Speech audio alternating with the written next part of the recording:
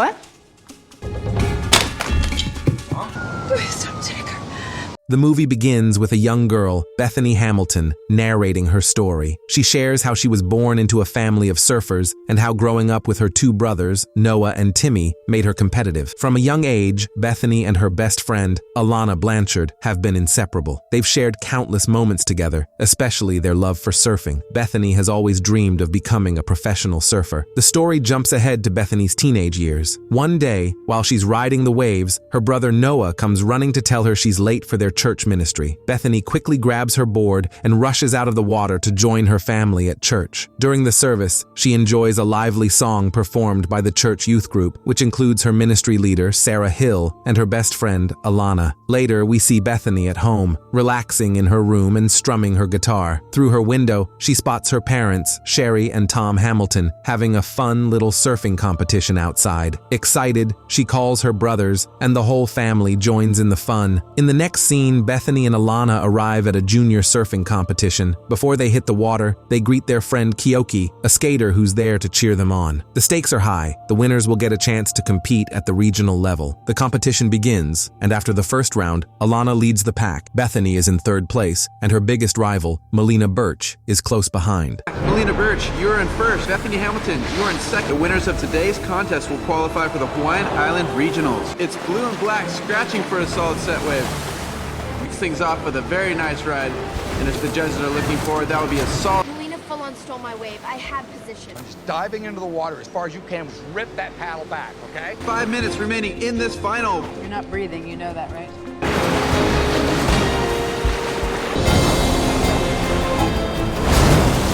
Bethany Hamilton is holding nothing back. Looks like she has a real future as a pro. Tom shares some exciting news with Bethany and Alana. A big sponsor, Rip Curl, wants to back them for the regional competition. The girls are over the moon and can't contain their excitement. But just as they're basking in the moment, Melina appears and, with a smug look, tells them she's going to win at the regionals. Next, Bethany heads to a youth service at her church. After the service, she talks to Sarah, her church youth leader, and shares some news. She won't be able to join the church mission trip to Mexico because she needs to focus on preparing for her upcoming competition. The next day, Bethany mentions to her mom that Sarah seemed disappointed about her decision. Her mom gently reminds her that the choice is hers to make, and no one else can decide for her. Later that night, Bethany and Alana decide to sneak out of the house for some late-night surfing with their friend Kyoki. The thrill of surfing under the moonlight feels like an adventure, but the next morning, Bethany faces her mom's scolding. Sherry isn't happy that Bethany didn't tell her about the night surfing. Bethany argues that if she had told her, she wouldn't have been allowed to go. Meanwhile, Bethany's dad, Tom, is getting ready for knee surgery at the hospital. I'll have you back out there shredding waves with Bethany in no time. Thanks, David.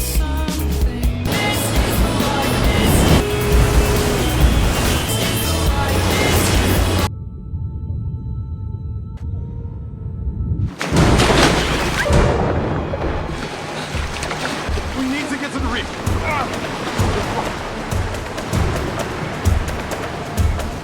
With us.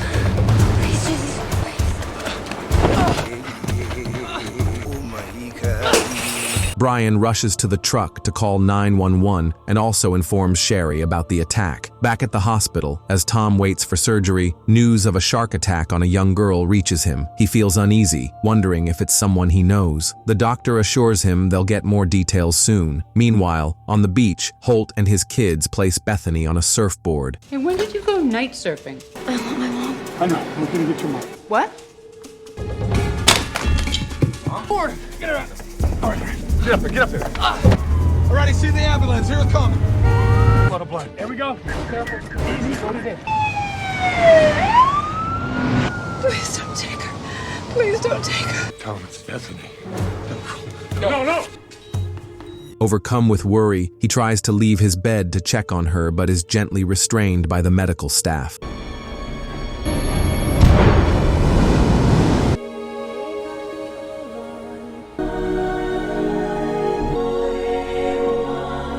The next scene shows Bethany waking up in her hospital bed, surrounded by her family. She groans about the pain in her arm, and Tom tells Timmy to fetch the doctor. Just then, Holt walks into the room. Bethany looks at him with gratitude and thanks him for saving her life. Soon after, the doctor arrives and explains that it's normal for her to feel pain as her body heals. He also reveals something incredible. Bethany lost 60% of her blood, but managed to survive. She's a living miracle, he says, leaving everyone in the room in awe. Later, Bethany asks her dad when she can start surfing again. He gently tells her she needs to get stronger first. Not long after, Alana visits Bethany in the hospital. Bethany tells her to go ahead with the Rip Curl photo shoot without her, trying to keep things positive despite her situation. Soon, Bethany is discharged from the hospital. Her mom drives her home, but as they approach the house, they find a group of reporters waiting outside, eager for an interview. To avoid the chaos, Tom quickly steers the car to the back of the house. At home, Bethany tries to do some simple chores, but with one arm, they prove to be harder than expected. During a family dinner, Tom shares some surprising news. A show called Inside Edition has offered Bethany a prosthetic arm if she agrees to do an interview with them. Bethany shrugs and agrees, saying she doesn't mind. A few scenes show Bethany adjusting to her new life. She goes to the hospital to have her stitches removed, and seeing the state of her daughter's arm, Sherry can't hold back her tears. Later, Bethany visits Sarah at the church. Overwhelmed with emotion, she breaks down and cries about everything that's happened to her. Sarah consoles her, saying that something good will come out of this pain. Not long after, some fishermen catch and kill the shark responsible for biting off Bethany's arm. Tom feels a strange sense of satisfaction as he tests the size of the shark's mouth against the bite marks on Bethany's surfboard, confirming it's the one. One day, Bethany goes to the beach, where Alana is busy with her photo shoot. Alana insists that Bethany join in, but she refuses, still hesitant. As Thanksgiving approaches, Bethany decides to prepare a meal for her family. While cooking, she shares some big news. She feels ready to surf again. The following day, Bethany heads to the beach and takes her first steps back into the water. With determination, she rides the waves, showing impressive progress. Noah captures the moment on his video camera. When she's done, Bethany confidently tells her family that she's ready to compete in the regional competition. On Thanksgiving Day, the family gathers to celebrate. Tom raises a toast to Bethany, thanking God that she's still alive and with them. During the dinner, Sherry takes a moment to speak with Holt. She thanks him from the bottom of her heart for saving her daughter's life. Next, Inside Edition offers Bethany a prosthetic arm. At first, she's hopeful, but her excitement fades when she learns it isn't weight-bearing and won't let her surf properly since most of her arm is gone. Frustrated, she runs inside, and her mom, Sherry, follows to comfort her. Sherry reassures her, reminding her that she is beautiful, just the way she is. Not long after, Bethany dives back into training for the regional competition. Every session is carefully recorded so she can watch and figure out where she's going wrong. Soon, it's time for the big day. Bethany arrives at the competition and notices one of her church members collecting donations for the people of Phuket, Thailand, who were devastated by the 2004 tsunami. Before the competition kicks off, the judges approach Bethany and offer her a 5-minute head start, but she politely declines, wanting to compete on equal terms. As the competition begins, things don't go as planned. She struggles to catch the waves, and her rival, Melina, keeps hassling her. Alana steps in to defend Bethany, but her interference gets her disqualified. Bethany keeps trying, but the waves don't cooperate, and eventually, her board breaks. A lifeguard steps in and pulls her out of the water. Frustrated and upset, Bethany scolds Alana for getting involved. Just then, some kids approach Bethany, asking for her autograph. In a surprising move, she hands them her surfboards, saying she's done with surfing. Later, Sherry and Tom get into an argument about Bethany's future. Sherry believes Tom is pushing Bethany too hard, while Tom insists she has to keep trying. That night, Tom has a heartfelt talk with Bethany. He reminds her that she survived for a reason and that she shouldn't give up on what she loves. Soon, Bethany makes an unexpected move. She surprises Sarah at the airport, asking to join her on the church mission trip to Thailand. Sarah happily agrees. When they arrive, Bethany is shocked by the devastation caused by the tsunami. She gets to work right away, helping to transfer supplies and support the locals. As she listens to a woman share the heartbreaking story of losing her family, Bethany can't hold back her tears. Later,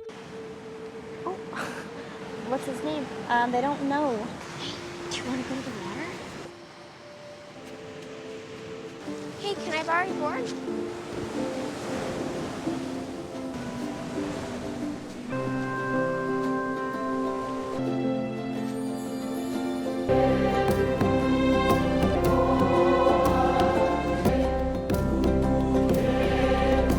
the Lord works in mysterious ways. Who would have thought that teaching a kid to surf would teach me that surfing isn't the most important thing in the world, and that something else is? Love.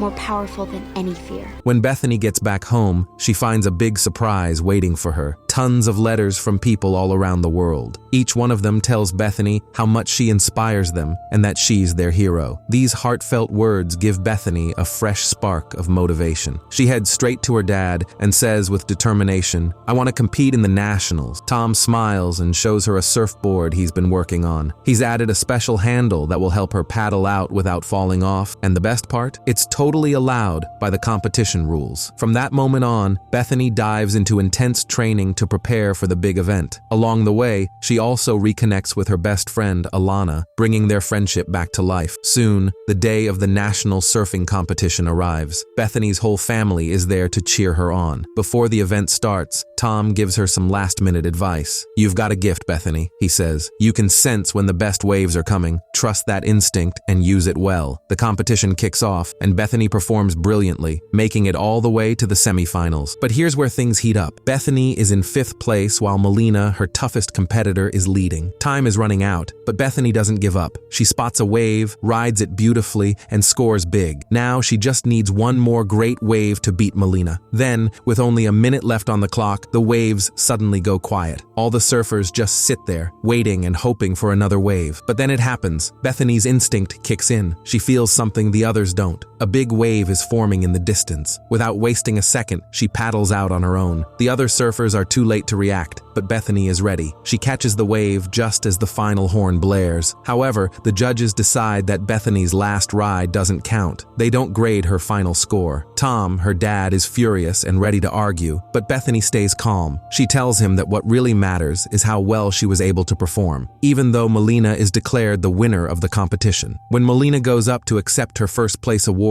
she does something unexpected and touching. She decides to share the award with Bethany, saying that if Bethany's last ride had been counted, she would have been the real winner. It's a moment that leaves everyone in awe. Shortly after, Bethany is surrounded by reporters eager to ask her questions. One of them asks, "If you could go back to the day you lost your arm, would you still go out surfing that day?" Bethany smiles and answers confidently, "I wouldn't change a single thing that's happened to me. Now I have the chance to touch more lives and inspire more people."